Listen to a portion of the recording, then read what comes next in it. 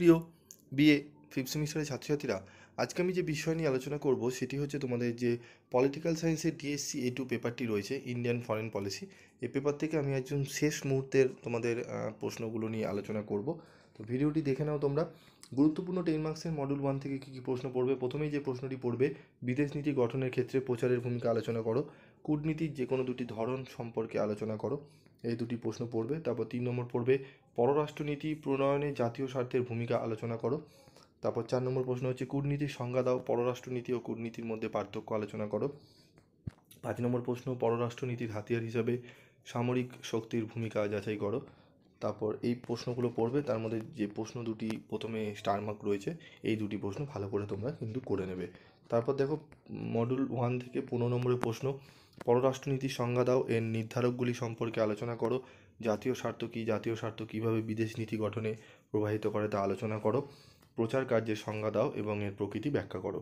এই 3টি প্রশ্ন পড়লে আশা করি তোমরা একটি 15 নম্বরের প্রশ্ন কমন পেয়ে যাবে। বাকি যে দুটো প্রশ্ন রয়েছে, যারা পড়ে নিয়েছো তারা একবার দেখে নেবে, রিভাইজ করে নেবে। তারপর দেখো, গুরুত্বপূর্ণ প্রশ্ন 10 নম্বরের মডিউল 2 থেকে, নেহেরুর বিদেশ নীতির মূল বৈশিষ্ট্যগুলি আলোচনা করো।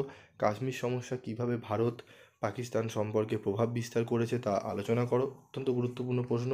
তারপর রয়েছে, ভারতের বিদেশ নীতির মূল স্তম্ভ হিসাবে জোট নিরপেক্ষ নীতির গুরুত্ব আলোচনা করো।